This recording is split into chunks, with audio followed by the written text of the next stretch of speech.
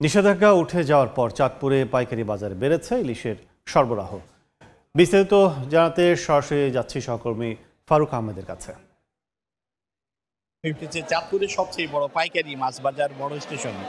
আমরা আজ সকাল থেকে লক্ষ্য করেছি যে এই পাইকারি বাজারটিতে এখন যে ইলিশ মিলছে সেগুলো মূলত উপকূল এবং গভীর সাগরের। অর্থাৎ এখন বাজারটিতে এখন যে ইলিশগুলো আমরা দেখতে পাচ্ছি এগুলো একেবারে ছোট আকারের, অর্থাৎ বড় যে ইলিশগুলো ছিল সেগুলো কিন্তু মৌসুমের এই সময় কিন্তু পাওয়া যায় না। খুব একটা না পাওয়া গেলেও কিন্তু এমন কিছু ইলিশ আছে যেগুলো আসলে এখন ধরাছোঁয়ার বাইরে, অর্থাৎ দাম কিন্তু সে আগের মতোই। আর যে ছোট আকারের ইলিশগুলো আছে সেগুলো মূলত এখন সাগরে কিন্তু একবারে সয়লাভ।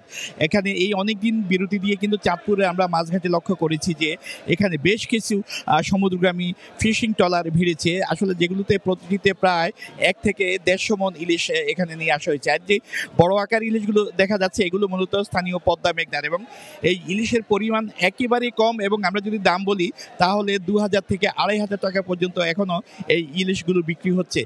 আর আমরা যদি ছোট আকারের ইলিশগুলো দেখাই সেখানে 14,000 টাকা থেকে সর্বোচ্চ 18,000 টাকা পর্যন্ত মন বিক্রি হচ্ছে এই ইলিশগুলো। এবং এখানে যারা ব্যাপারী আছেন বা জেলে আছেন তারা বলেছেন যে আসলে এই মাছগুলোর পেটে কিন্তু ডিম নাই, অর্থাৎ যে নিষেধাজ্ঞা দেওয়া হয়েছিল মা ইলিশ সংরক্ষণের জন্য ডিম পাড়ার যে সুযোগটি দেওয়া হয়েছিল সেই ইলিশের পরিমাণ নেই বললে চলে বাজারটিতে। কারণ এখানে এখন আমরা যে ক্রেতা বিক্রেতা দেখছি তারা কিন্তু প্রত্যেক কিন্তু পাইকার, অর্থাৎ এখন কিন্তু খুচরা কোনো ক্রেতা নাই, যেহেতু এখন মৌসুমের এমন একটা সময় যেখানে শুধুমাত্র চাঁদপুরের এই বড় স্টেশন পাইকারি বাজারটিতে কেবলমাত্র যারা পাইকারি ক্রেতা আছেন, অর্থাৎ যারা রাজধানী ঢাকা সহ বিভিন্ন বাজারে এই মাছগুলো নিয়ে যাবেন তারাই মূলত এখানে ভিড় করছেন।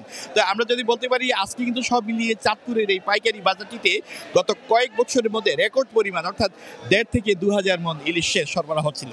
এ ছিল আমার কাছে চাঁদপুরের পাইকারি বাজারে ইলিশ সরবরাহ নিয়ে সবশেষ। ইলিশ সরবরাহ বিক্রির খবর জানতে তখন সরাসরি ছিলাম চাঁদপুরে।